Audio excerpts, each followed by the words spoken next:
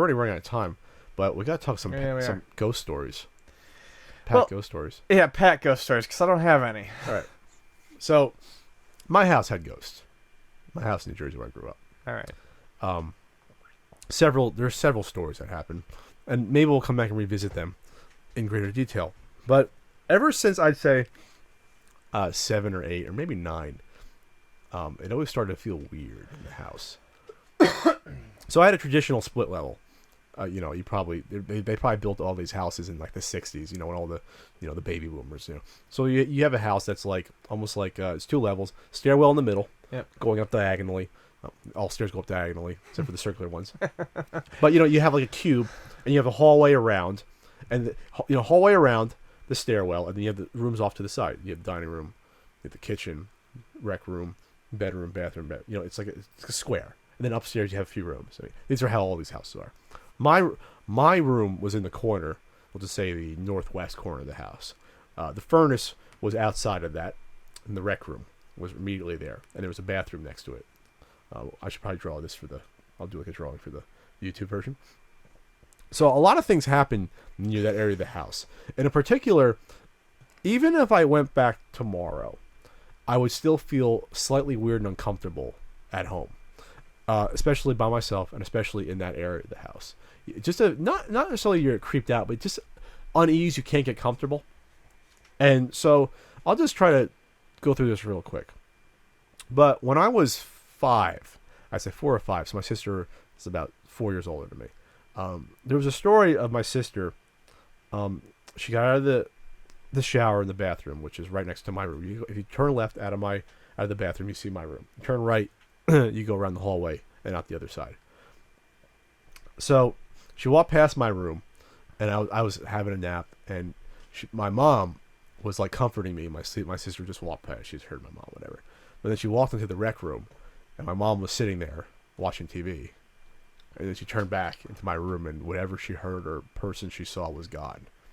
So after that moment, my sister never, ever would walk out of the bathroom past my room. She was always fearful or felt weird to walk that way towards the stairs, which was the opposite of the house, to go up to her room. She would always walk the opposite way past my parents' bedroom. So, well, fast forward to, I think I was 11 or 12. My mom used to get up at 5 a.m. The cats would wake her up. Or the cat at the time. We had 2 cats later. Cuddles. Lovely Cuddles. I like Rest that in name. peace. She was a fierce cat, but her name was Cuddles. She would get fed about 5:30. It would not be uncommon for my mom to come to my room and, like, re-tuck me back in, put the blanket under real comfortably and warm me up. So that would happen often. So it was one day, I was probably 12, 11, something like that. And my bed it was always like positioned that it wasn't against the wall. There was always a space on the other side for my nightstand, and then the other side you can walk either way. So I'm turning on one side. It was probably about 5 in the morning, 5:15, 5:20. And I felt someone rustling my sheets. And this, I was half asleep. Rustling the sheets, it's like my mom tucking me in. And I turned over, I go, "Mom, is that you?" And I saw this white thing. Now, I had not good vision. At this point, my vision had deteriorated tremendously because of playing Nintendo and Hereditary. But Do you wear contacts? not anymore. I got LASIK. Oh, You know that? You know LASIK. I forgot. No, yeah, I remember now. So, I definitely saw this white thing in front of my face. And with my bad vision, I couldn't really make it out, but it was there. Now, at the time, I was into alien stuff. So I first thought, this is an alien thing, trying to abduct me. Because I was into alien stuff. Which was stupid, because looking back, as dumb as it sounded, it was much more logical that it was the same sort of ghost-type character that my sister saw all those years before. Trying to be my whatever protector or whatever in the room. So I got freaked out, threw the covers over my head, and that was the most scared I've ever been in my entire life, and didn't move for like literally 2.5 hours from my bed. Like, absolutely terrified. You can make the argument that I was just waking up, sure, but seeing whatever the hell I saw, that woke me up damn quick at that point. That was like cold water on my face. So after that, I couldn't sleep in my room comfortably for years and years. That sort of crystallized that feeling in that corner of the house, that it feels fucking weird in this corner of the house. And honestly, and this is a cliche, but it was always a little bit cooler in my room too, and that's always a cliche about temperature drop. But you ask anyone in my family, that was true. You walk in my room, it felt like it dropped 5 degrees when you walked in the room. Fast forward, I'm in this is probably early 20s. I'm eating at the dining room table, and the dining room table where I sit. If you look that way, you look down the hall through the kitchen, down the hall to the rec room with the furnaces, and then my door, which is at the end of that hall to the right. Then, and then I'm eating a sandwich or something, and it wasn't out the corner of my eye. I was actually looking for some reason down that hallway, and I'm looking down that way, and I saw a white boot, about that big, old style boot. You know, it's probably like whatever you would say, like the way men would wear boots 100 years ago. Old-timey boot. Old-timey boot. Happened to take the boot just took a step. It took a step, like out of my vision from where the furnace was to the back room, and it wasn't a split second. It was a full like second. Here's the boot. Bip badoo, bip badoo, and I didn't freak out because what are you gonna do? You see a boot. Bip badoo. Walk away. And then talking to my mom years later, she had said she'd seen the same thing. She'd seen this white old style boot walking around sometimes, but sometimes she said it was part of something else. You see part of a leg or some sort of apparition with it. Whatever. My sister, when I was I'm bouncing back to about when I was in high school, I was playing King Griffey Jr. baseball. I'll never forget that.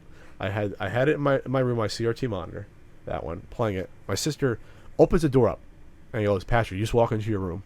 And I was like, "No, I've been playing this for like 20 minutes." She said, "I just saw someone walk into your room. I swear to God." So those sort of stories would happen. Even my father, who's a skeptic for this stuff, admits that he might have seen stuff, like begrudgingly admits that he might have seen stuff. And all that shit always happened for whatever reason in my corner of the house. The last story, at least the last experience that I had, even my mom still calls me from time to time saying she's heard murmurings or whatever, is that this is before I moved out of the house when I was packing up clothes. During the day, which kind of makes it almost scarier during the day. I don't know why. Because you can't say, well, blame it on being dark or whatever, feeling weird. So my door was open, and then you can look out to the hallway past the bathroom, and there's a hamper there. So for some reason, something told me to look outside my room. I was like, I had my closet, and I looked outside my room, and the only feeling I could have was that the whatever it was knew that I caught it being there. Like, it was conscious of me, because I saw this black form about 6.5 to 7 feet high. It wasn't a total person. It was almost like a shadowy, like, picture like drawing a shadowy figure against a wall with like lines. You can see sort of make out lines for a body, legs, and arms. That's what it was. It actually went like that. Like, it actually went like that. Like, holy shit. And then it zipped away past. And the first thing I saw was, holy shit, I saw something. And then I tried to figure out, okay, was this a shadow from a car in the street? And where it was it a nude interloper? Where it was would be very hard because it wasn't close to it. There was no window directly there that it could be a shadow from the outside. There was no window that shined that. I caught something that was obviously knew I was there, and I saw it.